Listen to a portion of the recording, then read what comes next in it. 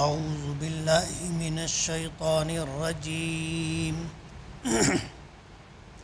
بسم اللہ الرحمن الرحیم الحمد للہ فاطر السماوات والارض جاعل الملائکۃ رسلا اولی اجنحۃ مثنى وثلاث ورباع یزید فی الخلق ما یشاء ان اللہ علی کل شیء قدیر۔ تمام تعریفیں اسی اللہ کے لیے جو آسمانوں اور زمینوں کا پیدا کرنے والا ہے اور دو دو تین تین اور چار چار بازوؤں والے فرشتوں کو پیغام پہنچانے والا بنانے والا ہے۔ وہ بنانے میں جو چاہے زیادہ کر دیتا ہے، بے شک اللہ ہر چیز پر قادر ہے۔ الذین یحملون العرش ومن حولہ یسبحون بحمد ربہم ویؤمنون بہ ویستغفرون للذین آمنوا ربنا وسعت کل شیء رحمة وعلما فاغفر للذین تابوا واتبعوا سبیلک وقہم عذاب الجحیم ربنا وادخلہم جنات عدن التی وعدتہم ومن صلح من آبائہم وازواجہم وذریاتہم انک انت العزیز الحکیم وقهم السیئات ومن تق السیئات یومئذ فقد رحمته وذلك هو الفوز العظیم۔ جو فرشتے عرش کو اٹھاتے ہیں اور جو عرش کے ارد گرد ہیں، وہ سب اپنے پروردگار کی تسبیح و تحمید کرتے رہتے ہیں اور اس پر ایمان رکھتے ہیں اور ایمان والوں کے لیے استغفار کرتے ہیں کہ اے اللہ، کہ اے ہمارے رب، آپ کی رحمت اور علم ہر چیز کو عام ہے، سو آپ ان لوگوں کو بخش دیجئے جنہوں نے توبہ کر لی ہے اور آپ کی راہ پر چل پڑے، اور انہیں دوزخ کے عذاب سے بچا لیجئے۔ اے ہمارے رب، انہیں ہمیشہ کے لیے ان باغات میں داخل فرما دیجئے جن کا آپ نے وعدہ کیا ہے، اور ان کو جو اس لائق ہوں ان کے ماں باپ، ان کی بیویوں اور ان کی اولاد میں سے۔ بے شک آپ زبردست حکمت والے ہیں، اور ان کو تکلیفوں سے بچائیے، اس دن کی تکلیفوں سے آپ نے جن کو بچا لیا تو یقیناً آپ نے ان پر مہربانی فرمائی، اور یہی بڑی کامیابی ہے۔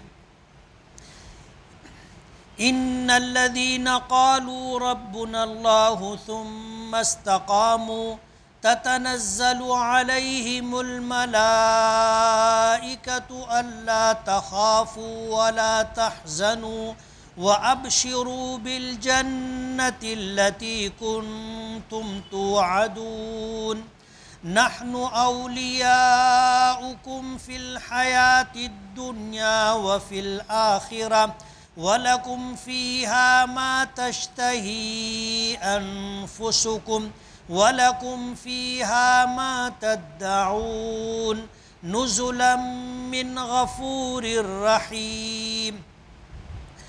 بے شک جو اس کے قابل ہوئے کہ ہمارا رب اللہ ہے، پھر ثابت قدم رہے، تو فرشتے ان پر یہ پیغام لے کر کے اترتے ہیں کہ تم اندیشہ نہ کرو اور نہ افسوس کرو، اور تم لوگ اس جنت کی خوشخبری لو جس کا تم سے وعدہ کیا جاتا تھا۔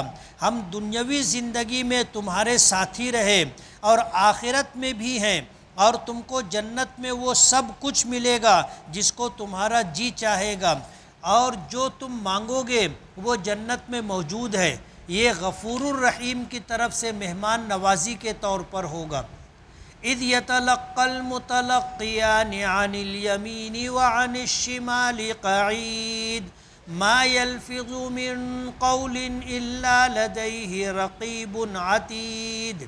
یاد رکھو وہ لکھنے والے لکھتے رہتے ہیں، جو دائیں بائیں جانب بیٹھے رہتے ہیں، وہ جو بات بھی انسان کہتا ہے اس کے پاس ایک نگراں تیار رہتا ہے۔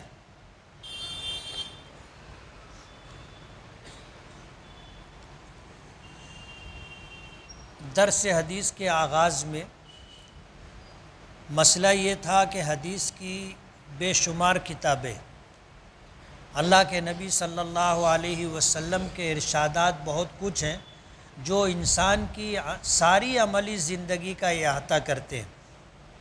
تو بہت غور و فکر کے بعد اور دیگر علماء سے مشورے کے بعد حدیث کی ایک چھوٹی کتاب جو بڑی بڑی کتابوں میں سے حدیثوں کو منتخب کر کے تیار کی گئی تھی، جو مدرسوں میں نچلی کلاسوں میں پڑھائی جاتی ہے،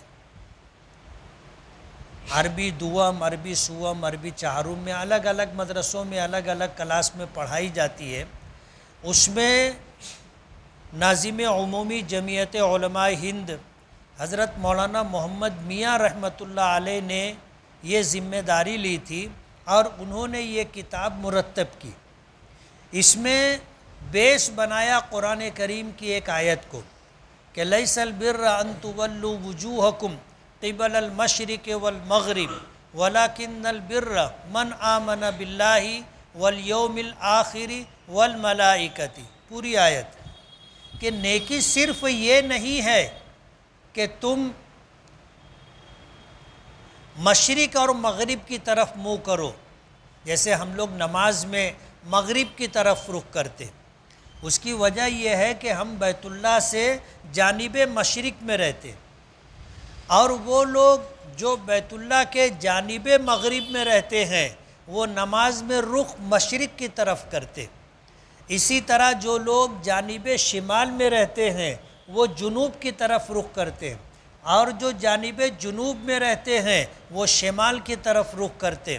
اس کا عملی نمونہ دیکھنا ہو تو اپنا مطاف کے اندر آپ دیکھ سکتے ہیں کہ وہاں لوگوں کی صف ایسے گول رکھتی ہے، کسی کا منہ ادھر ہوتا ہے، کسی کا ادھر ہوتا ہے، کسی کا ادھر ہوتا ہے، کسی کا ادھر ہوتا ہے، یہ عملی طور پر وہاں دکھائی دے گا۔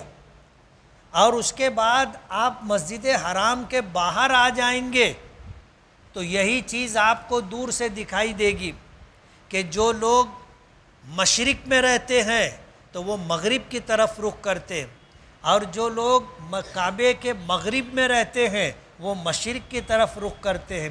اور مکہ مکرمہ میں آپ کو مسجدیں چاروں طرح کی ملیں گی، بلکہ 8 طرح کی ملے گی، کہ مشرق میں مغرب کی طرف، اور جنوب اور مشرق میں رہنے والے ادھر وہ اس طرح رخ کرتے ہیں، پھر جنوب والے اس طرح، اور جنوب اور مغرب میں رہنے والے اس طرح، یہ پورا ایک سلسلہ ہے۔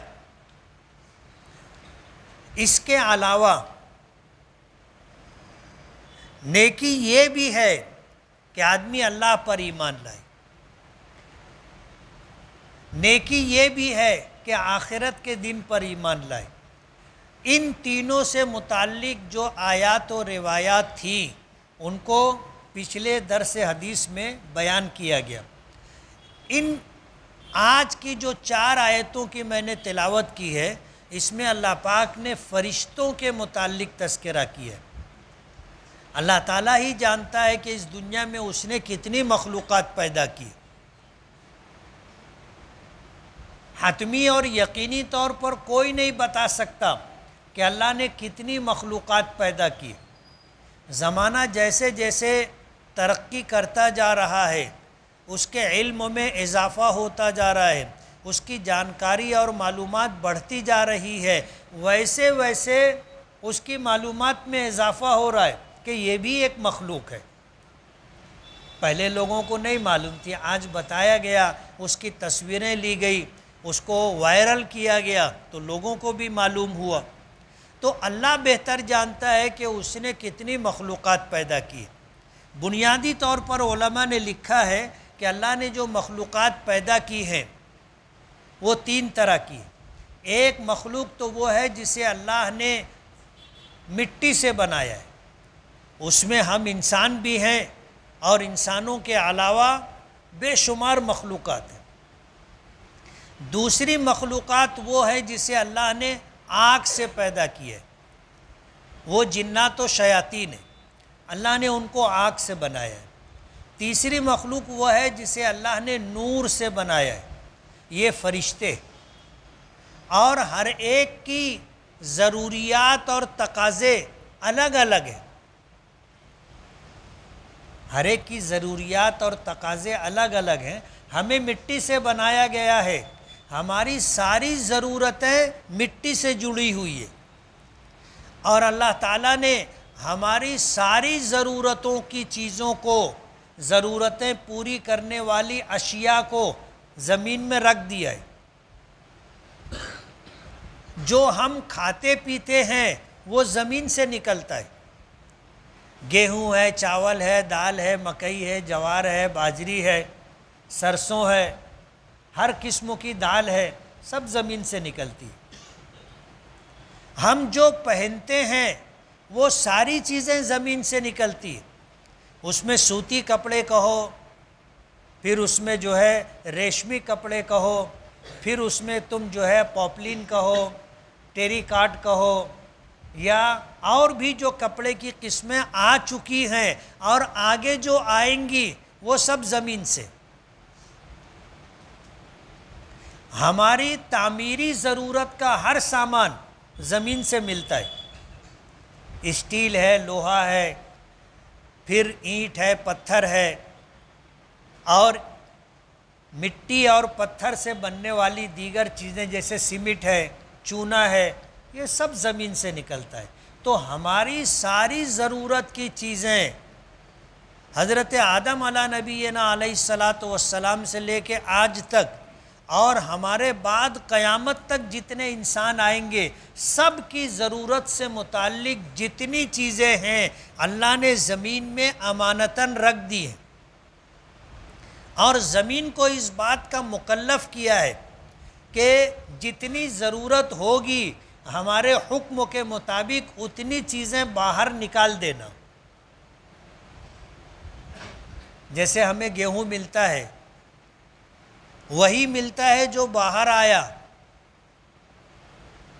آج تک کوئی آدمی زمین کھود کر کے گیہوں نکال نہیں سکا۔ چاول وہی ملتا ہے جو اللہ کے حکم سے زمین باہر کر دیتی ہے، وہی ملتا ہے۔ کوئی کھود کر کے زمین سے چاول کے ذخیرے نہیں نکال سکتا، قدرت کا ایک نظام ہے، اور قیامت تک آنے والی تمام مخلوقات کی ضرورت اللہ پوری کرتے رہیں گے۔ بہت دنوں سے ہم لوگ سنتے رہے، پڑھتے رہے کہ ایک وقت آئے گا لوگوں کے لیے پانی کم پڑے گا، لیکن آج تک تو ایسا لگا نہیں، اور ہمارا ایمان ہے قیامت تک ایسا نہیں ہوگا۔ اللہ کا غیبی نظام ہے، اللہ بہتر جانتا ہے، اور وہی اس نظام پر پورا کنٹرول رکھتا ہے، اور اس نظام کو چلانے کے لیے اللہ پاک نے ایک مخلوق بنائی ہے جس کو فرشتے کہتے ہیں، جن کا نام فرشتہ ہے۔ اللہ نے انہیں نور سے پیدا کیا، اور ان کی ضروریات ہماری ضروریات سے الگ ہیں۔ ہم کھانے کے اور پینے کے محتاج ہیں، کھانا نہ ملے تو ہم جی نہیں سکتے، پانی نہیں ملے تو ہم جی نہیں سکتے۔ کھانا پینا ہماری ضروریات میں ہے، اور یہ کھانا پینا ہم کو کہاں سے ملے گا، ہم کیا کھائیں گے، کیا پیئیں گے، اللہ نے طے کر دیا ہے۔ ہم کھائیں گے کھانے کی چیزیں، پیئیں گے پانی اور پانی سے بنی ہوئی چیزیں۔ فرشتوں کی خوراک اللہ نے الگ رکھی، فرشتوں کی خوراک اللہ کا ذکر ہے، اللہ کی عبادت ہے، اللہ کی اطاعت و فرما برداری ہے۔ وہ ہماری طرح دال روٹی نہیں کھاتے، دال چاول نہیں کھاتے، ان کی غذا الگ ہے، اللہ کا ذکر. اور یہی وجہ ہے کہ جب وہ اللہ کا ذکر ان کی غذا ہے تو ان کی فطرت میں نافرمانی نہیں ہے. لا یعصون اللہ ما امرہم ویفعلون ما یؤمرون، کہ وہ اللہ تعالیٰ کے حکم کی کبھی بھی خلاف ورزی نہیں کرتے. جس بات کا انہیں حکم دیا جاتا ہے وہ وہی کرتے، کبھی اللہ کی حکم کی مخالفت نہیں کرتے، اس لیے کہ ان کی غذا صرف اور صرف اللہ کا ذکر ہے اور اس کی اطاعت و عبادت ہے. ہماری خوراک کچھ اور ہے. ہم انسانوں میں کچھ لوگ ایسے ہوتے ہیں جنہیں ہم انبیاء کرام علیہم الصلاۃ کہتے. انسانی ضروریات کی چیزوں کے علاوہ ان کو غذائیت اللہ تعالیٰ اپنی اطاعت و عبادت سے بھی دیتا ہے. نبی کریم صلی اللہ علیہ وسلم 1 دن 2 دن 3 دن ہفتوں کا روزہ رکھتے تھے، اور وہ بھی 24 گھنٹوں کا. آج روزہ شروع کیے تو کئی دن کا روزہ چلتا تھا، دن اور رات اس میں شامل ہوتے تھے. آپ کی دیکھا دیکھی کچھ صحابہ کرام نے رکھنا شروع کیا تو نہیں رکھ سکے. حضور سے اس کا تذکرہ کیا تو حضور پاک صلی اللہ علیہ وسلم نے فرمایا کہ اللہ تعالیٰ مجھے کھلاتا بھی ہے پلاتا بھی ہے. کھلانے اور پلانے سے مراد یہ چیزیں نہیں جو ہم لوگ کھاتے پیتے ہیں، بلکہ اللہ تعالیٰ مجھے طاقت و توانائی دیتا ہے اپنی اطاعت و فرما برداری کی وجہ سے. تم نہیں کر سکتے. تو فرشتوں کی غذا اللہ کا ذکر ہے، ان کی توانائی اور طاقت اللہ کی اطاعت و عبادت ہے. ہم میں اللہ کی فرما برداری بھی ہے اور نافرمانی بھی ہے. ہم لوگوں میں اللہ کی اطاعت و فرما برداری بھی ہے اور نافرمانی بھی ہے. فرشتوں میں یہ بات نہیں ہے. فرشتے سراسر خیر ہیں، اور جنات و شیاطین کو اللہ نے آگ سے بنایا ہے، ان میں شر غالب ہے. اور ہم انسانوں کو اللہ نے مٹی سے بنایا ہے. ہم میں دونوں باتیں، اطاعت و فرما برداری بھی ہے اور اللہ کی نافرمانی بھی ہے. تو فرشتے اللہ تعالیٰ کی نوری مخلوق ہے. اللہ نے انہیں نور سے بنایا، اور اس کائنات میں اللہ تعالیٰ کا جو غیبی نظام ہے اس نظام کی وہ نظام جاری و ساری رہے. اللہ نے فرشتوں کو یہ ذمہ داری دی ہے. کوئی بارش برسانے پر مامور ہے، کوئی زمین سے فصل اگانے پر مامور ہے، کوئی اللہ کا پیغام اللہ کے بندوں تک پہنچانے پر مامور ہے، کوئی روح قبض کرنے پر مامور ہے. دنیا کا جتنا کام ہے وہ سب کام اللہ نے فرشتوں کے سپرد کر رکھا ہے، اور یہ فرشتے اللہ تعالیٰ کی کامل اطاعت و فرما برداری کرتے. تو فرشتوں کو ماننا بھی نیکی ہے کہ یہ اللہ تعالیٰ کی نوری مخلوق ہے جسے اللہ نے نور سے پیدا کیا ہے، اور یہ اللہ تعالیٰ کی کامل اطاعت و فرما برداری کرتے. قرآن کریم کی کچھ آیتوں کی میں نے تلاوت کی، ان کا ترجمہ بھی کیا.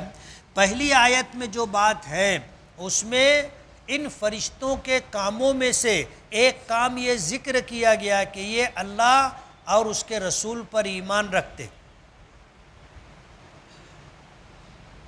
اللہ اس کے رسول پر ایمان رکھتے ہیں، اور اسی کے ساتھ اللہ تعالیٰ کے غیبی نظام کے نفاذ پر مامور ہیں. سورج کا نکلنا ڈوبنا انہی کے نظام میں شامل ہے. چاند کا نکلنا ڈوبنا اسی فرشتوں سے کے نظام سے جڑا ہوا ہے. ستاروں کا چمکنا اور بجھنا یہ فرشتوں کی جماعت سے جڑا ہوا نظام، پوری کائنات کے نظام کو یہ فرشتے سنبھالتے۔ تو یہ فرشتے اللہ اس کے رسول پر ایمان رکھتے ہیں، اور یہ اللہ تعالیٰ کی نیک اور معصوم مخلوق ہے، اور اللہ تعالیٰ نے جن باتوں کا حکم دیا ہے ان تمام باتوں کو، کاموں کو انجام دینا ان کی ذمہ داری ہے۔ یہ 24 گھنٹہ اللہ کی حمد و ثنا میں مصروف رہتے، کوئی قیام کی حالت میں ہے، کوئی رکوع کی حالت میں ہے، کوئی سجدے کی حالت میں ہے۔ جس کو اللہ نے جو کام دیا ہے وہ کام وہ کر رہے ہیں، اور جن کاموں کو ان کے سپرد کر دیا گیا ہے ان کاموں کی انجام دہی اللہ تعالیٰ کے حکم سے 100% انجام دیتے، اس میں کبھی کمی نہیں آتی۔ یہی وجہ ہے کہ دنیا جب سے بنی ہے آج تک اس کا جو نظام اللہ نے بنایا ہے بے عینی ہی ویسا نظام چل رہا ہے، اس میں بال برابر بھی فرق نہیں آیا۔ تو پہلی آیت میں فرشتوں کی تخلیق کا ذکر ہے کہ اللہ نے انہیں پیدا کیا ہے اور اللہ نے انہیں اپنے نبیوں تک پیغام پہنچانے کی ذمہ داری دی۔ دوسری آیت میں ان کے متعلق بتایا کہ یہ ہمہ وقت اللہ کی حمد و ثنا میں مصروف رہتے، اللہ کی تسبیح، اللہ کی تحمید، اللہ کی کبریائی بیان کرتے رہتے ہیں، اور یہ اللہ کے نیک بندوں کے لیے دعائے مغفرت اور دعائے نصرت کرتے رہتے، اللہ کے نیک بندوں کے لیے۔ یعنی ہم میں جو نمازی ہیں، ہم میں جو اللہ اس کے رسول پر ایمان رکھ کر کے اللہ کی اطاعت و فرما برداری کرتے رہتے ہیں، فرشتے ان کے لیے دعا کرتے رہتے کہ اللہ ان کی مغفرت فرما دے، اور ہمارے تمام کام آسانی اور سہولت کے ساتھ ہو جائیں، یہ فرشتے اللہ سے دعا کرتے رہتے اور ہمارے کاموں کی انجام دہی میں ہماری مدد کرتے رہتے۔ تیسری آیت میں ان فرشتوں کے متعلق بتایا کہ یہ اللہ کے ان بندوں کے لیے جو ایمان لائے، اور اللہ کے ان بندوں کے لیے جنہوں نے ایمان کے ساتھ اطاعت و فرما برداری کی راہ اختیار کی، یہ فرشتے انہیں جنت کی خوشخبری سناتے رہتے۔ ہمیں سنائی نہیں دیتی لیکن وہ سناتے رہتے۔ ایک وقت آئے گا کہ ہم ان کو اس زندگی میں دیکھ بھی سکیں گے اور ان کی باتوں کو سن بھی سکیں گے۔ حدیث پاک میں آتا ہے کہ جب سکرات یعنی موت کی کیفیت طاری ہوتی ہے تو عالم غیب، عالم مشاہدہ میں آ جاتا ہے، مرنے والے کو دکھنے لگتا ہے کہ فرشتے آئے، لیکن اللہ زبان بند کر دیتا ہے، وہ بتا نہیں سکتے، بول نہیں سکتے، لیکن فرشتوں کا آنا ان کو دکھتا ہے اور فرشتوں کی بات وہ سنتے ہیں موت کے وقت۔ چوتھی آیت میں اس بات کو اللہ نے ذکر کیا ہے کہ ہر انسان کے ساتھ اللہ نے 2 ایسے فرشتے رکھے ہیں جو اس کے اعمال کو اور اس کی باتوں کو لکھتے رہتے، کرامن کاتبین، سیدھے کاندھے پر اور بائیں کاندھے پر ادھر نیکی لکھنے والا فرشتہ بیٹھا ہے اور ادھر گناہ لکھنے والا فرشتہ بیٹھا ہے۔ حدیث پاک میں آتا ہے کہ بائیں کاندھے پر جو فرشتہ ہے وہ اس بات پر من جانب اللہ مامور ہے کہ ہم کوئی بھی گناہ کریں تو وہ اس کو لکھتا ہے۔ نیکی کی سیدھے کاندھے پر جو فرشتہ مامور ہے، بیٹھا ہوا ہے، وہ اس بات پر مامور ہے کہ ہمارا ہر نیک عمل اور ہماری زبان سے نکلی ہوئی ہر اچھی بات، اللہ کا ذکر ہو، اس کی تسبیح و تحمید ہو، قرآن کریم کی تلاوت ہو، نیکی کی بات ہو، ہمارے جسم سے صادر ہونے والے اعمال جو نیک ہوں، فرشتہ لکھتا رہتا ہے۔ اور بائیں کاندھے پر جو فرشتہ ہے وہ مامور ہے اور دائیں کاندھے پر جو فرشتہ ہے وہ امیر ہے، یعنی بائیں کاندھے والا فرشتہ اس کے حکم کے تابع ہے۔ حدیث پاک میں آتا ہے کہ جب آدمی نیکی کا ارادہ کرے، ابھی نیکی کیا نہیں ہے، نیکی کا ارادہ کیا، ادھر بیٹھا ہوا فرشتہ ایک نیکی لکھ لیتا ہے، لیکن بائیں کاندھے پر بیٹھا ہوا فرشتہ جب انسان کوئی گناہ کرتا ہے اس کو لکھنا چاہتا ہے تو دائیں طرف بیٹھا ہوا فرشتہ اس کو روک دیتا ہے کہ ابھی تو گناہ لکھ مت، دیکھ تو یہ آگے کیا کرتا ہے۔ اگر یہ گناہ کرے گا پھر بھی رک، دیکھ توبہ تو نہیں کرتا ہے، توبہ کر لے تو پھر اس کو لکھنا، وہ گناہ لکھا نہیں جاتا۔ یہ بھی اللہ کا کرم ہے، ورنہ بسا اوقات ایسا ہوتا ہے کہ آدمی گناہوں کے بارے میں سوچ تو لیتا ہے، کر نہیں پاتا، گناہ کرنے کی نیت اور ارادہ ہوتا ہے، گناہ کر نہیں پاتا۔ فرشتہ لکھنا چاہتا ہے، اس کو لکھنے سے جو فرشتہ سیدھے کاندھے پر ہے اس کو روک دیتا ہے۔ اسی لیے حدیث پاک میں آتا ہے کہ آدمی تو اولاً گناہ کے بارے میں سوچے بھی نہ، اور اگر گناہ کے بارے میں سوچ لیا تو اس کو لکھنے سے روک دیا جاتا ہے۔ آدمی اگر گناہ کر لے تو بھی اس کو رکنے کے لیے کہا جاتا ہے کہ دیکھیں توبہ کرتا ہے یا نہیں، اگر توبہ کر لیا تو گناہ لکھا نہیں جاتا، معاف کر دیا جاتا ہے، معاف کر دیا جاتا ہے۔ یہ بھی اللہ تعالیٰ کا ہم پر بہت بڑا احسان ہے۔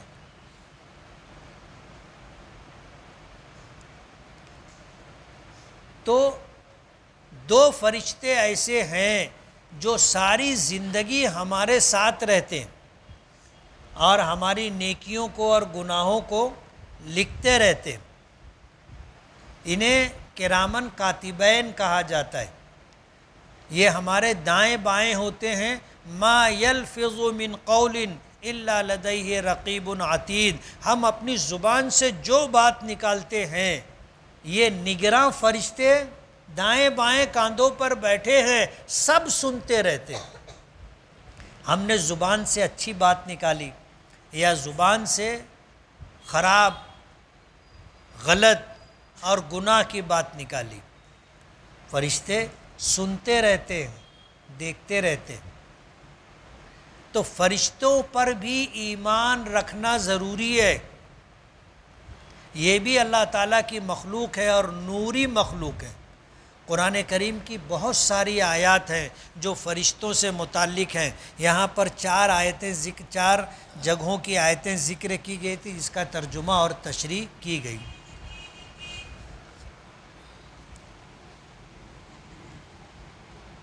کیا کرتے کے اوپر کی ایک بٹن کھلی رکھنا سنت ہے؟ ایسا نہیں۔ نبی کریم صلی اللہ علیہ وسلم عموماً 2 چادر استعمال کرتے تھے۔ آج اس کا قطعاً معمول نہیں ہے۔ جب آدمی حج عمرے کے لیے جاتا ہے جب بھی 2 چادریں استعمال کرتا ہے۔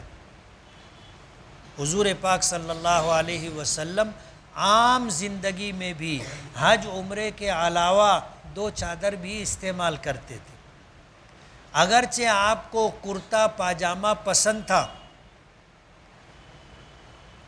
کرتا پاجامہ آپ کی پسند ہے، لیکن آپ نے پاجامہ خریدا تو ہے لیکن پاجامہ پہننا آپ سے ثابت نہیں ہے۔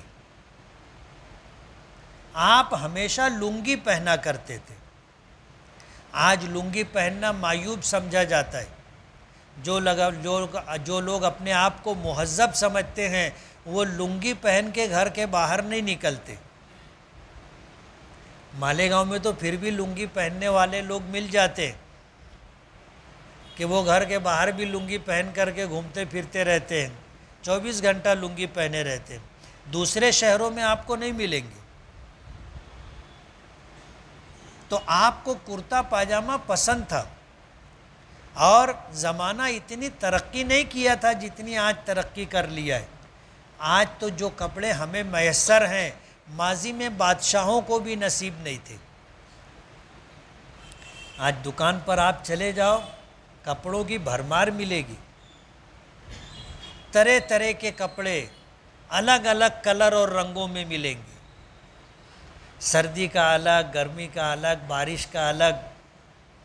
ماضی میں ایسا نہیں تھا.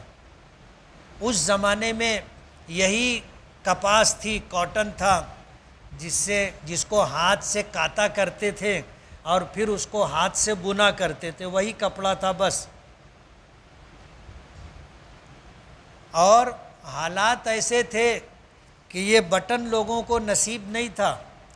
صحابہ کرام تو کانٹا لگاتے تھے. دونوں گلے ایسے ملے رہے، کپڑے ملے رہے، وہ ایسے کانٹا لگا لیا کرتے تھے.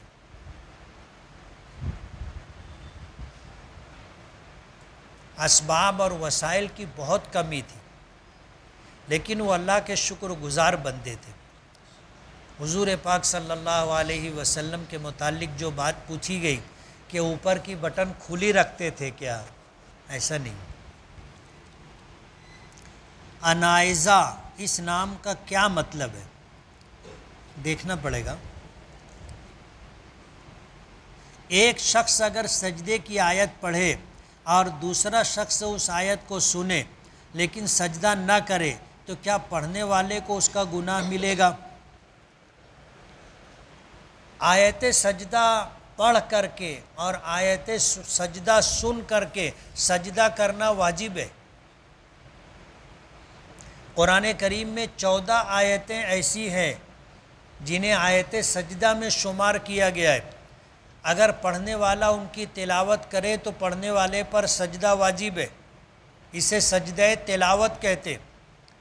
اگر آپ قرآن کریم پڑھ رہے ہیں تو آپ کو حکم یہ ہے کہ آپ قرآن کریم آہستہ پڑھیں. اور اگر مجلس ایسی ہے کہ سب سننے والے موجود ہیں اور سننے کے لیے بیٹھے تو آپ آواز سے تلاوت کریں. اب اگر مجمع ایسا ہے کہ سب اپنا اپنا کام کر رہے ہیں، کوئی اللہ کا ذکر کر رہا ہے، کوئی نماز پڑھ رہا ہے، کوئی مراقبہ کر رہا ہے، تو آپ قرآن کریم آہستہ پڑھیں کہ آپ کی آواز کسی دوسرے کی عبادت میں خلل انداز نہ ہو. یہ حکم ہے. اور آپ اگر تنہا ہیں تو آپ کو اختیار ہے. آپ چاہیں تو آواز کے ساتھ قرآن کریم پڑھیں اور آپ چاہیں تو بغیر آواز کے یا آہستہ آواز سے پڑھیں، آپ کو اختیار ہے. اس لیے اگر کوئی شخص ایسے مجمع میں قرآن کریم پڑھ رہا ہے جس میں سننے کی نیت سے لوگ نہیں بیٹھے اور یہ آواز سے قرآن کریم کی تلاوت کر رہا ہے اور آیت سجدہ کو بھی اس نے بلند آواز سے پڑھا، تو ظاہر بات ہے جس نے سنا ہے اس کی سننے کی نیت نہیں تھی، لیکن آپ نے بلند آواز سے پڑھا اور آپ کی آواز اس کے کانوں تک گئی. وہ نہیں سننا چاہتا تھا لیکن سنا، اس پر بھی سجدہ واجب ہے. اب اگر وہ سجدہ نہیں کرے گا تو گنہگار ہوگا. ذریعہ کون بنا؟ پڑھنے والا. اس لیے ہماری شریعت ان تمام چیزوں کا پاس و لحاظ رکھتی ہے. اب اگر آپ نے پڑھ لیا تو کم سے کم جن لوگوں نے آپ کی آواز سنی ہے ان کو بتا دو کہ بھائی میں نے سجدے کی آیت تلاوت کی ہے، آپ سجدہ کر لینا، تو آپ بری الذمہ ہوں گے. اور اگر آپ نے نہیں کہا تو آپ ذمہ دار رہیں گے. 2 سال کی 20 سال کی نماز قضا ہوئی ہے، کوئی آسان طریقہ بتا دے. 20 سال کی نمازیں قضا کرنی پڑیں گی. اب آپ کی عمر کتنی ہے معلوم نہیں، اس لیے کوشش کریں کہ ہر فارغ وقت میں جو وقت آپ کو فراغت کا ملے آپ نمازوں کی قضا کرتے رہیں. اور فرض نمازوں کے لیے جب آپ مسجد آئیں تو تھوڑا پہلے آ جائیں اور قضا نمازیں آپ پڑھتے رہیں. اور فرض نماز کی ادائیگی کے بعد بھی آپ 10-15 منٹ مسجد میں رک کر کے کچھ نمازیں پڑھ لیں، اس طرح آپ کرتے رہیں گے تو ایک وقت آئے گا کہ ساری نمازوں کی ادائیگی ہو جائے گی، اور اگر خدا نخواستہ اللہ کی جوار رحمت میں بلانا آ گیا تو آپ کی نیت اور ارادوں پر انشاءاللہ آپ کو معافی مل جائے گی۔ ارشم کے کیا معنی ہے دیکھنا پڑے گا، یہ سب نیا نیا جام جو لاتے نا یہ سب بھانگڑی نام رہتے۔ جتنے اچھے نام تھے وہ سب ماضی میں اچھے لوگوں نے رکھ دیے، اب آج ہم لوگ پرانا نام ان کو کہتے ہیں، حالانکہ وہ سب اچھے نام ہیں۔ اب جو بچ گئے ہیں وہ سب ایسے ہی نام ہیں، اس لیے نیا نام رکھنے کے بعد آدمی بعد میں پچھتاتا ہے، رکھ لیتا بعد میں پوچھتا کہ وہ میں نے بیٹے کا نام اور بیٹی کا نام ایسا یہ رکھا ہے کیا، اپنے جب ان کو ترجمہ اور مطلب بتاؤ تو بس وہ ٹھٹک جاتے، بولے آپ کا کریں، بولے بدل لے، اور اب نام بدلنا بھی مشکل ہوتا جا رہا ہے۔ اس لیے نام رکھنے میں آپ نیا پرانا نہ دیکھو، اچھا دیکھو۔ ناموں کے اثرات انسانی زندگی پر پڑتے۔ حضرت فاطمہ رضی اللہ تعالی عنہا کا نکاح حضرت علی سے ہوا، پہلے بیٹے پیدا ہوئے حضرت حسن، حضرت علی نے نام رکھا حرب۔ حرب کے معنی جنگ کے آتے ہیں، وہ زمانہ ایسا ہی تھا، مسلمانوں کی اور کافروں کی جنگ ہو رہی تھی، تو حضرت علی نے نام رکھا حرب۔ حضور پاک صلی اللہ علیہ وسلم تشریف لائے، پوچھا کیا نام رکھا، بولے حرب۔ حضور نے فرمایا نہیں، اس بچے کا نام حرب نہیں ہوگا، حسن ہوگا۔ حسن کے معنی خوبصورت ہر اعتبار سے۔ دوسرا بیٹا پیدا ہوا، حضرت علی نے پھر نام رکھا حرب۔ حضور تشریف لائے، پوچھا کیا نام، بولے حرب۔ حضور نے فرمایا نہیں، نام رکھو حسین۔ تیسرے بیٹے پیدا ہوئے، حضرت علی نے نام رکھا حرب۔ حضور تشریف لائے، پوچھا کیا نام رکھا، بولے حرب۔ حضور نے فرمایا نہیں، اس کا نام محسن ہوگا۔ تو نام ہمیشہ اچھے معنی و مفہوم کا رکھنا چاہیے۔ ابھی پچھلے دنوں نام چلا تھا رومیسا نام رکھنے کا، تو نام رکھ لیے لوگ، آ کر کے بعد میں مجھ سے پوچھے تو مولا اس کا ترجمہ بتاؤں، بولے ہاں، مولا اس کا ترجمہ ہے چپڑی آنکھوں والی، یعنی ایسی لڑکی کہ جس کے آنکھوں میں بیماری ہو اور مواد نکلے، اور وہی مواد آنکھ اگر رات میں نکلے، اب بندہ سویا رہے تو آنکھ چپک جاتی، نہیں تو دونوں کنارے پر جو ہے یہی مواد اور پیپ دکھتا ہے،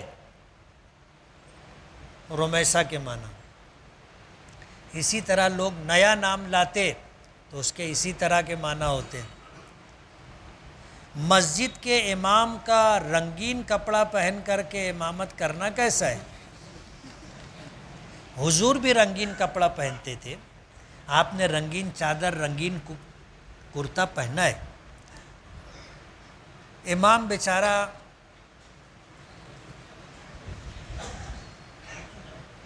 ایسا ہے کہ ہر کس و ناکس اس کے متعلق اس طرح کی بات کرتا ہے۔ آدمی یہ بھی سوال کر سکتا تھا کہ رنگین کپڑا پہننا کیسا ہے؟ ظاہر بات ہے سوال کرنے والا بھی رنگین پہنتا ہوگا نا، لیکن اس کو خالی امام دکھا۔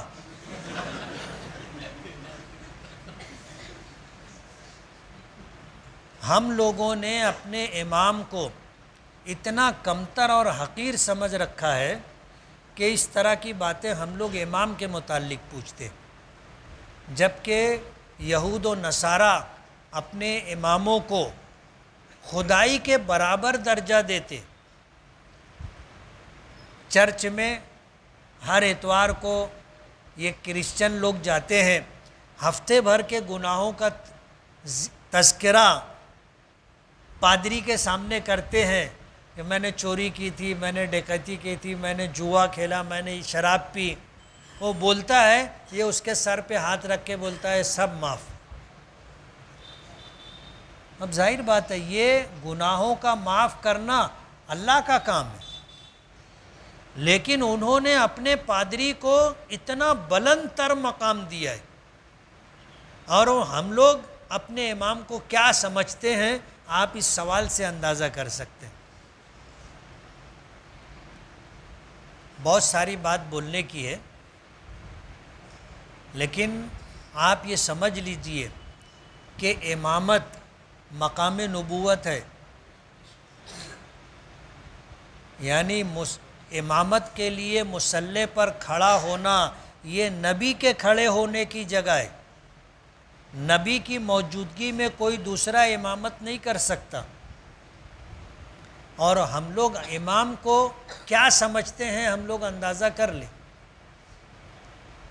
امام کو حالات اتنے سنگین ہیں، مہنگائی سر چڑھ کے بول رہی ہے، اور ہم لوگ امام کو کیا تنخواہ دیتے ہیں سب کو معلوم ہے، مؤذن کو کیا تنخواہ دیتے ہیں سب کو معلوم ہے، مسجد کے خادم کو کیا تنخواہ دیتے ہیں سب کو معلوم ہے۔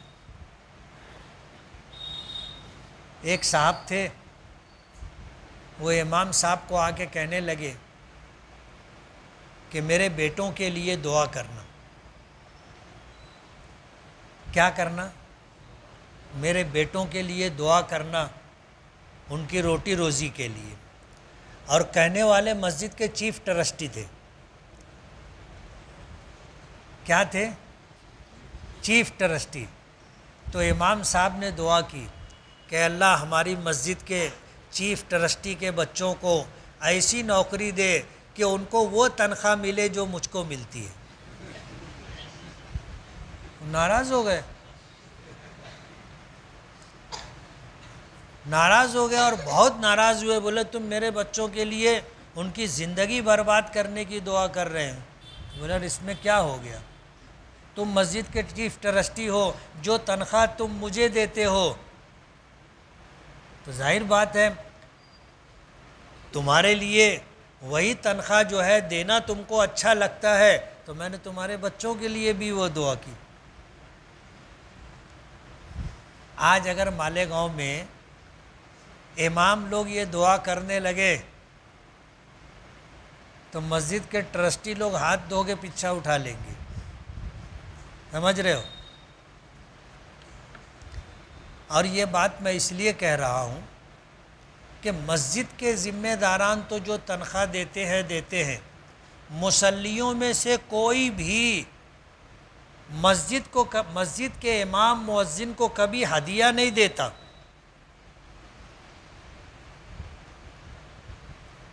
ابھی جتنے لوگ ہیں میں پوچھوں گا تو شاید کسی کا ہاتھ ایسے اٹھے، سمجھ رہے ہو؟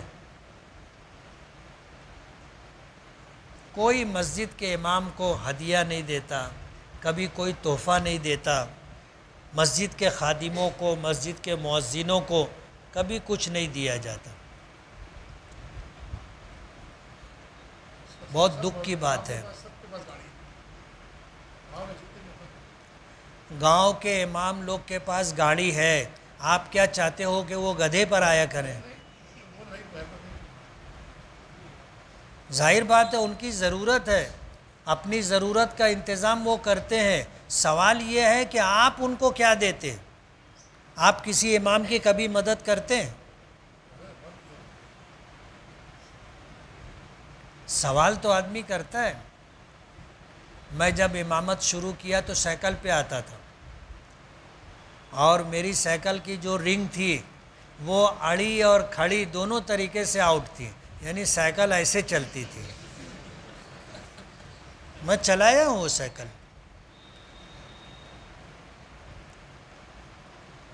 تو مالیگاؤں میں ایسے لوگ بھی ہیں جو اس وقت میری سائیکل کا مذاق اڑاتے تھے۔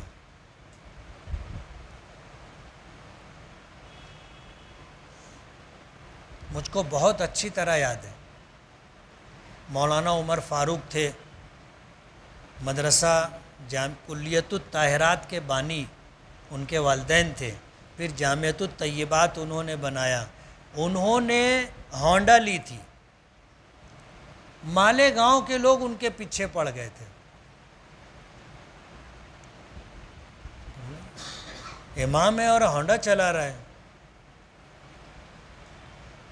میں سب سے پہلے پھر 50 لیا، تو ہمارے مدرسے کے ذمہ داروں میں سے کچھ ذمہ دار کہنے لگے آپس میں، بولے 50 پہ آوت، میں سن لیا تو میں رک گیا، رک کر کے ان کو میں نے وہی جملہ کہا جو ان سے کہا کہ تم کیا چاہتے ہو کہ ہم لوگ گدھے پر آیا جایا کریں؟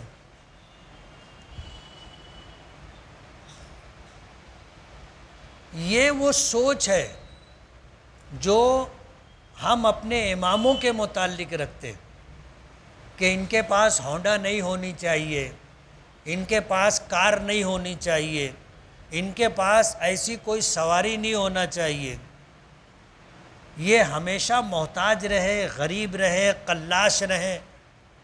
سوال یہ ہے کہ اگر اس کے پاس گاڑی ہے تو آپ کا پیٹ کیوں دکھتا ہے؟ میں میری مثال بتاؤں، میں گھر بنانے لگا تو کچھ مالدار حضرات، میں نیا پورے میں رہتا ہوں، نیا پورا ایک زمانہ تھا مالدار لوگوں کا گڑھ تھا، 2 لوگ آئے ساتھ میں، آ کر کے پوچھنے لگے، بولے گھرا بنوا رہے ہو؟ بولا ہاں۔ بولے ایک بات پوچھو؟ بولے پوچھو۔ بولے پیسوا کہاں سے لاؤ؟ تو ان سے میں نے کہا کہ حاجی صاحب، میں نہ دن میں مسجد میں امامت کرتا ہوں، مدرسے میں پڑھاتا ہوں، اور رات میں ڈاکہ ڈالتا ہوں۔ بولے یار تم تو ناراض ہو گئے۔ بولے نہیں، ناراض نہیں ہوا، تم پوچھے نا پیسہ کہاں سے لائے، تو میں وہ بتا رہا ہوں کہ دن میں مسجد مدرسے کی خدمت، رات میں ڈاکہ ڈالتا۔ سٹ پٹا گئے دونوں۔ اس کے بعد پھر رکھنا تھا تو میں رکھ بھی دیا۔ مانو آ کر کے تو پوچھے پڑوس میں رہتے ہو کبھی مدد کیے؟ ہم نے تو کبھی نہیں پوچھا کہ یار تم کہاں سے پیسہ لائے، اور تم ہم سے آگے پوچھتے ہوئے کہاں سے پیسہ لائے، تم کو پوچھنے کا حق کس نے دیا؟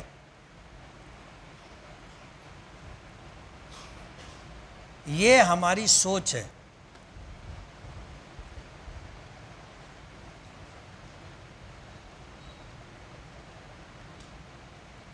اس لیے ہمیں سوچ بدلنا چاہیے۔ مسجد کے امام کی، مسجد کے مؤذن کی، مسجد کے خادم کی خدمت کرنا چاہیے۔ اللہ نے ہمیں دیا ہے، وقتاً فوقتاً ان کی مالی مدد کرنا چاہیے، وقتاً فوقتاً ان کو تحفے ہدایہ دینا چاہیے۔ میں ایک واقعہ بار بار سنایا، پھر سناؤں گا۔ ایک صاحب میرے دوستوں میں سے کہنے لگے تم کو تو بہت ہدیہ ملتا ہوگا، تو میں ان کو بول دیا، میں نے کہا تم کتنے دن سے مجھ کو جانتے؟ بہت زمانے سے تم میرے ساتھ رہتے، کبھی تم نے دیا کچھ؟ وہ آدمی خاموش ہو گیا، اس لیے کہ کبھی کچھ دیا ہی نہیں تھا نا۔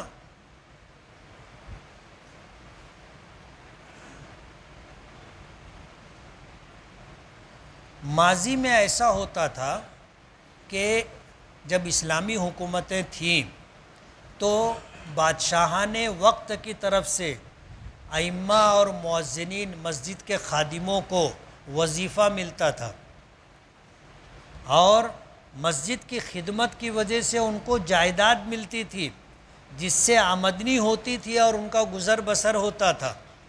جب وہ زمانہ ختم ہو گیا تو پھر تنخواہ چالو ہو گئی، تنخواہ چالو ہو گئی۔ اب ظاہر بات ہے جو تنخواہ دی جاتی ہے، آپ سوچو تو صحیح، آپ کیا تنخواہ دیتے ہو ان کو؟ ایک آدمی جو گاڑی لیتا ہے موٹر سائیکل، وہ آج کے زمانے میں قسطوں پر لیتا ہے.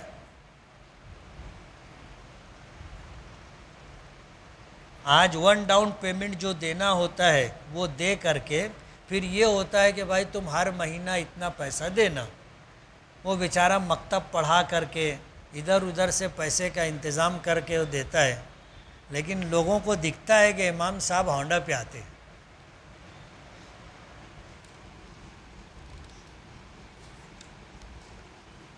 امام کو تنخواہ اتنی دینی چاہیے کہ تنخواہ، فارسی کا لفظ ہے، تن کے معنی بدن اور خواہ کے معنی ضرورت کی تکمیل. اس کو اتنی تنخواہ دینا چاہیے کہ اس کے بیوی بچوں کا گزارا درمیانی درجے میں ہو جائے. اس کو تنخواہ کہتے ہیں. سمجھ گئے آپ؟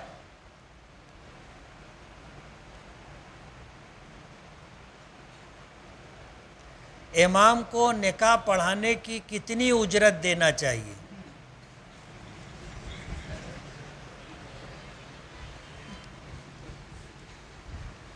جیسا ہم شادی میں خرچہ کرتے اپنی حیثیت کے مطابق، امام کو نکاح پڑھوائی بھی اپنی حیثیت کے مطابق دینا چاہیے.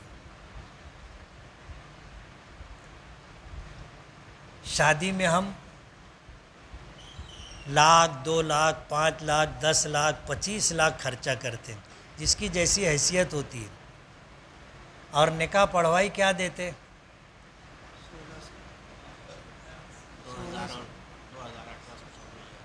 ابھی کہیں 1,400 دیتے، کہیں 1,600 دیتے، کہیں 2,000 دیتے. اور وہ بھی بہت بار بار پوچھتے 200 زیادہ کہاں ہیں؟ ہم لوگ کے محلے میں 1,400 ہے، تم 1,600 کہاں لے رہے ہو؟ مجھ سے میں نکاح پڑھایا، میں نکاح پڑھوائی نہیں لیتا الحمدللہ. لیکن اگر کسی نے پوچھ لیا تو 5,000 سے کم نہیں لیتا. بولتے نا پوچھو تو پوچھائی لگتی ہے. کسی نے اگر مجھ سے پوچھا مفتی صاحب نکاح پڑھوائے، مطلب 5,000، وہ ادھر ادھر دیکھنے لگتے نا. اس لیے کہ یہ پنچ حضرات ہوتے ہیں جو سرداری کرتے ہیں، ان کو تو وہاں سے اتنا ہی ملا نا، جیسے 2,000 روپیہ تو ان کو 2,000 ملتا، تو وہ بولتے موقع 2,000 ملے. مطلب پھر پوچھو کہاں ہے تم؟ 2,000 ملا، 2,000 چپکے سے دے دینے کا. آپ پوچھے نا 5,000 لگے گا.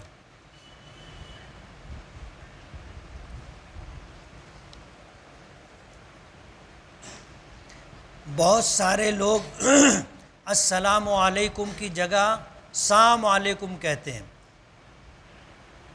سلام کے معنی آتے ہیں سلامتی، عافیت کے، اور سام کے معنی آتے ہیں موت کے.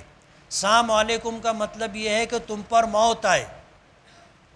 منافقین جو نبی کریم صلی اللہ علیہ وسلم کی خدمت میں آتے تھے تو کہتے تھے السلام علیکم، یعنی بد دعا دیتے تھے کہ تم کو موت آئے. تو حضور فرماتے تھے وعلیکم. کیا کہتے تھے؟ وعلیکم. اب ظاہر بات ہے ان کی بد دعا سے تو حضور کا کچھ بگڑنے والا نہیں، لیکن حضور کی لگ جائے گی نا ان کو بد دعا. اس لیے اگر کوئی آدمی بجائے سلام علیکم یا السلام علیکم کے بجائے کہے سلام علیکم تو اپنے کو کہنے کا وعلیکم.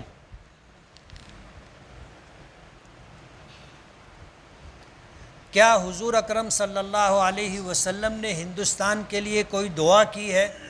ہاں، ہندوستان کے متعلق حضور نے کلمات خیر کہے، ہندوستان کی طرف اشارہ کر کے کہا تھا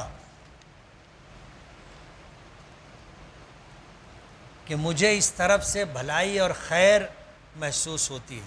اسی کو علامہ اقبال نے کہا تھا کہ میرے عرب کو آئی ٹھنڈی ہوا جہاں سے، میرا وطن وہی ہے، میرا وطن وہی ہے. اور حدیث پاک میں غزوہ ہند کا تذکرہ ملتا ہے کہ ایک وقت آئے گا کہ یہاں سے ایک لشکر نکلے گا جو بیت المقدس جا کے فتح کرے گا۔ کیا عورتیں گھوڑے کی سواری کر سکتی ہیں؟ نہیں تو کیوں نہیں؟ حضور نے منع کیا ہے۔ حضور نے عورتوں کو گھوڑ سواری کرنے سے منع کیا ہے۔ مختلف قسم کے پان، سگریٹ، گٹکا، تمباکو وغیرہ بیچنا کیسا ہے؟ مکروہ ہے۔ آپ کی بیٹی کا نام کلثوم تھا یا ام کلثوم تھا؟ کلثوم تھا۔ آپ کی 4 بیٹیاں تھیں، زینب، رقیہ، ام کلثوم تھا اور فاطمہ۔ اگر کوئی شخص خلا میں یا کسی اور سیارے وغیرہ پر چلا جائے تو کیا اس کی بیوی بیوہ ہو جائے گی؟ کیونکہ اس کا شوہر تو اس دنیا میں ہی نہیں ہے، وہ سب سیارے ویارے اسی دنیا میں ہے، بیوی بیوہ نہیں ہوگی۔ اگر سوال یہ کرتے کہ بیوی نکاح سے نکل جائے گی کیا، تو اچھا سوال ہوتا۔ اب یہ زندہ ہے اور اس کی بیوی کو تم بیوہ بنا رہے ہو۔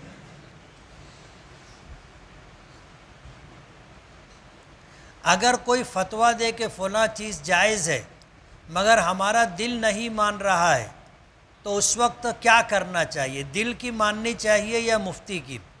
اگر مفتی واقعی مفتی ہے تو اس کی بات مانی جائے گی، وہ شریعت کے مطابق حکم دے رہا ہے، ہم شریعت کے ماننے کے پابند ہیں، دل کو نہیں۔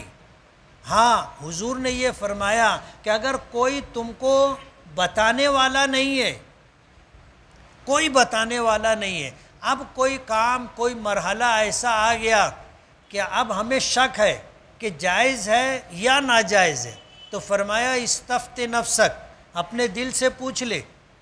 اگر دل میں ایمان ہے، دل میں نیکی ہے تو وہ صحیح مشورہ دے گا۔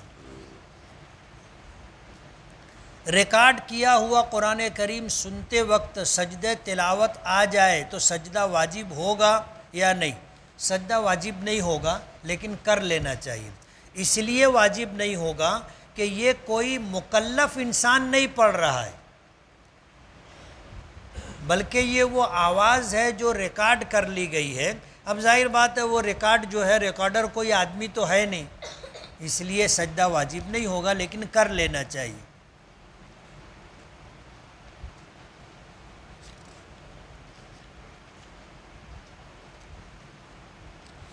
حرم شریف کی اذان ہوتی ہے، سن کر جواب دینا واجب ہے یا نہیں؟ جواب دینا تو ایسے بھی واجب نہیں ہے۔ مؤذن کی براہ راست اذان سنیں، آپ کو اجر و ثواب چاہیے تو آپ جواب دو۔ مؤذن کو جتنا ثواب اذان دینے پر ملے گا، اب ظاہر بات ہے سب تو اذان نہیں دے سکتے، لیکن اگر سب ثواب لینا چاہیں مؤذن کی اذان کا تو وہ جواب دیں گے تو ان کو ملے گا۔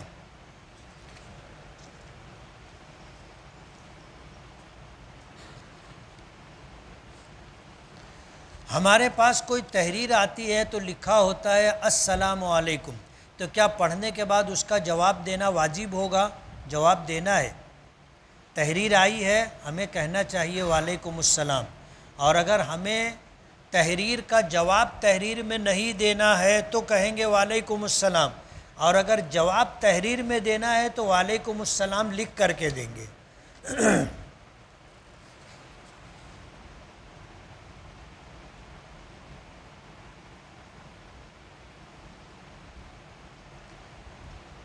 محرم کے مہینے میں اگر کوئی شخص 1 روزہ رکھے تو اسے اللہ تعالیٰ 30 دن روزہ رکھنے کا ثواب دیں گے، ایسی کوئی روایت میرے علم میں نہیں۔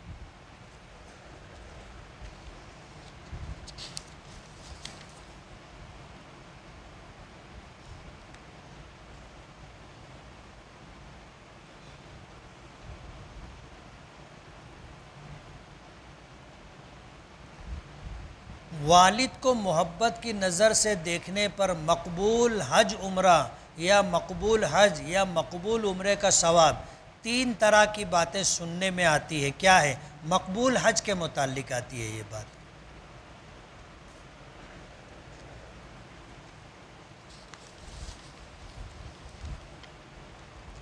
زید نے فجر کی فرض نماز اس کے وقت پر ادا کی، مگر صبح اٹھنے کے بعد یہ احساس ہوا کہ ناپاکی تھی، غسل کرنا واجب تھا، تو کیا کرنا ہوگا؟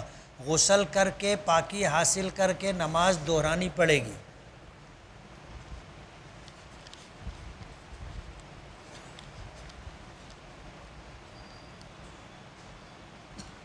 میرا ایک دوست ہے جو دماغی اعتبار سے سائیکک ہے.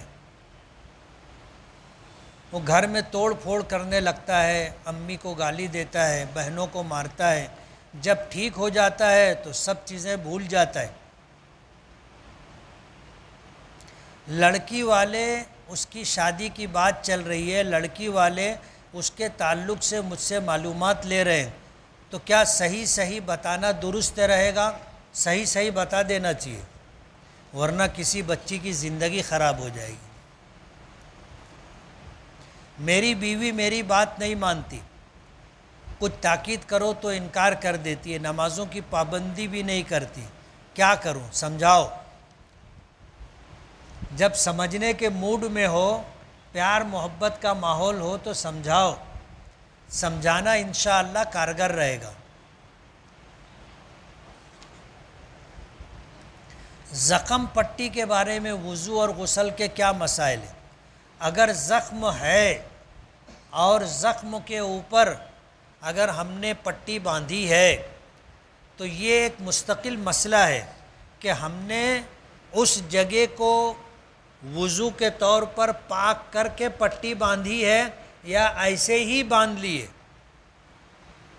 جب پٹی بندھوانا ہو تو اس جگہ کو پاک کر کے پٹی باندھنا چاہیے. تو پھر جب غسل کریں گے تو اس کے اوپر گیلا ہاتھ پھیر لینا، وضو کریں گے تو گیلا ہاتھ پھیر لینا، یعنی مسح کر لینا کافی ہوگا، ورنہ پٹی کھولنی پڑے گی.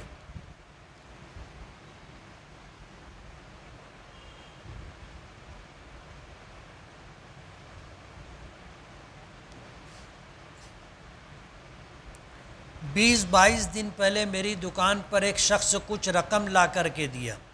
میں نے اس سے پوچھا کہ تو کون ہے؟ اس کی عمر 22 سال کے آس پاس تھی. اس نے کہا کہ فلاں آدمی نے دیا ہے. اب وہ لڑکا نشے میں تھا، اب میں کیا کروں؟ ابھی تک کوئی لینے آیا نہیں، اس کا انتظار کرنا ہے. ہاں، اس کا انتظار کرنا پڑے گا. اور جب ہمیں ایسا لگے کہ اب وہ لینے نہیں آئے گا، بہت دن گزر گئے، تو وہ رقم کسی غریب مستحق کو آپ صدقے کی نیت سے دے دیں تو جس کی رقم ہوگی اس کو ثواب مل جائے گا. لیکن اس کے بعد بھی اگر وہ کبھی آیا لینے کہ وہ 10 سال پہلے میں 100 روپیہ دے کے گیا تھا، تو اپنے کو واپس دینا پڑے گا.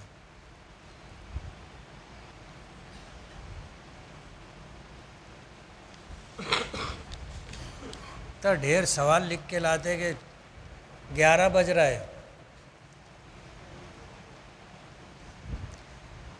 میرے استاذ میری ایک غلطی پر مجھ سے ناراض، میں نے معافی مانگ لی. ان کا کہنا ہے کہ میں ناراض نہیں ہوں لیکن مجھے اطمینان نہیں ہے، کیا کروں؟ جب انہوں نے کہہ دیا کہ میں ناراض نہیں ہوں تو مان لینا چاہیے. استاذ کی خدمت کریں، اللہ نے حیثیت دی ہے تو کچھ ہدیہ وغیرہ دے، انشاءاللہ دل کی کبیدگی ختم ہو جائے گی، اطمینان ہو جائے گا. ناراض ہوں گے تو نہیں لیں گے، ناراض ہوں گے تو آدمی ناراض رہتا تو دیکھتا بھی نہیں نا. اگر انہوں نے لے لیا تو اس کا مطلب یہ ہے کہ ناراض نہیں.